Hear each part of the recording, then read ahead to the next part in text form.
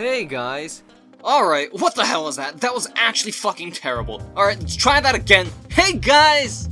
Now, those of you who have followed me on Twitter and actually know what some of my tweets mean, or those of you that are on the Saki Sanobashi search Discord, hello there by the way if you're watching this video from there, will probably know that I've been a fan of lost media for a long time.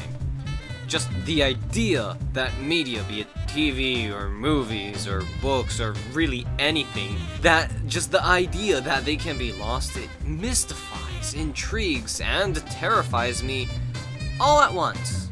Now naturally, considering that, Nihonjin, I was curious to see if there was any lost media from Japan, and boy did my search for that not disappoint.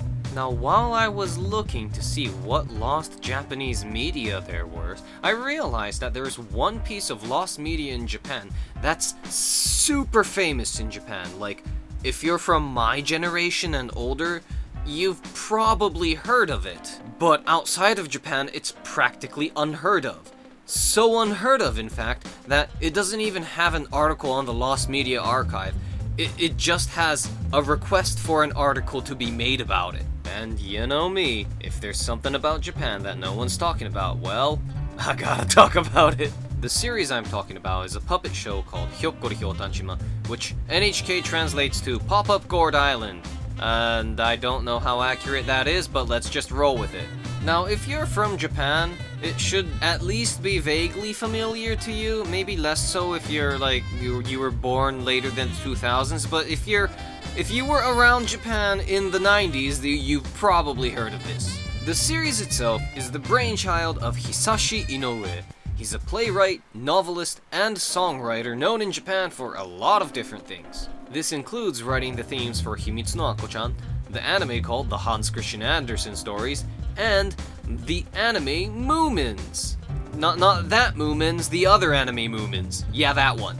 The story starts with 5 school children and their teacher going onto an island called Hyotanjima, which translates to something like Gourd Island, after which the island's volcano erupts and sends the whole island adrift. Cause I guess geology doesn't exist in this world. The series follows the adventures of those 5 school children, their teacher, and some of the people they meet on their wild adventures, including a random politician that popped out of a TV for some reason, a former Chicago gangster whose name is literally Machine Gun Dandy, and an actual talking lion who wants to be part of a circus for some reason.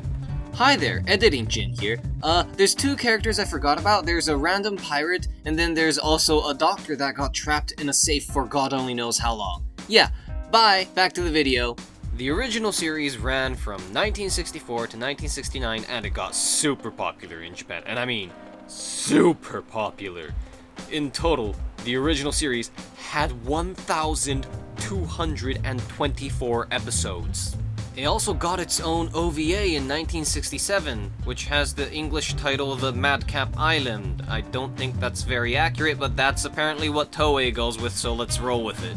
It also got a remake in the 90s, and even got games on the Famicom, Mega Drive, Game Gear, and Game Boy Advance. Hell, it was even referenced in the Ghibli movie Only Yesterday, and the Japanese idol group called Morning Musume covered the theme song in 2003, which is a cover that has an English Wikipedia article, in spite of the fact that the series itself doesn't. More recently, the opening of the song was performed on the 2018 Kohaku Utagassen, which is basically Japan's version of Eurovision if it was only happening at the end of the year. Now, when I started this video, I mentioned lost media, so how does that tie into this? Well, of the 1,224 episodes of the series, 1,216 are lost. Yes, that means only 8 episodes survive to this day. And by the way, the entire series was broadcast in color, but of those episodes, only 2 survive in color. Now, how the fuck does something so huge, so popular in Japan just go poof? Well, that actually has a lot to do with the format the series was recorded on.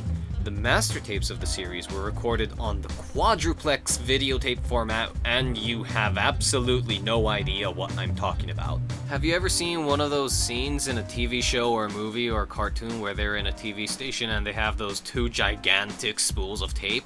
Yeah, it's that. Now, when the series was being recorded, these tapes were expensive, and I mean very expensive. Obviously, NHK, the network airing the show, didn't want to dish out tons of money for new tapes all the time, so they came up with a way to cut costs. After each show aired on their network, they'd just record over the tapes and reuse them for a different show. So the master tapes for every single episode of the series are just gone. Just gone. Poof! Nothing left. The 8 episodes that we do have only exist because those episodes were recorded on a kinescope, which is basically a camera pointed at a TV screen. Of those, only 2 episodes were recorded in color, and you can only really find 2 or 3 of those episodes on YouTube. Oh, and don't count on any home video recordings of the show popping up, at least the original run, because when the original run of the show happened, there was no such thing as home video recording. It just wasn't a thing. Now, it's not just Hyokkori Hyotanjima this happened to. There were loads of old shows that this happened to, and not even just in Japan. In fact, if you follow the lost media scene, there's probably at least one other example of a story very, very similar to this happening that you can think of. It was a relatively unknown show, not super popular. It's not like it's world famous or anything like that, you know, it's a little show called Doctor Who. Now, I did say that there was a remake of the series in the 90s, and in fact, I watched this remake when they reran it in the 2000s, and yes, the remake did get a DVD and VHS release, but those are ridiculously expensive nowadays. We're talking like $500 to $1,000 expensive, and that's just on Amazon. It can get even more expensive on other sites. Now, I would release the episodes that I have online by putting it up on archive.org or something, but NHK actually does still enforce the copyright for these, and I kinda don't feel like getting sued, so not happening. I honestly wish I could watch the series again, or at least the entirety of the remake from when I was a kid. Honestly, it was a really fun show. I'd recommend anyone watch it, but unless NHK decides to re-release the DVDs or put it on a streaming service, it's just not gonna happen. I'd really be sad if this series was lost just because NHK refused to release it and kept enforcing the copyright to it. Honestly, NHK, please put it up on Netflix or Amazon, or make the DVDs available. Do something, please.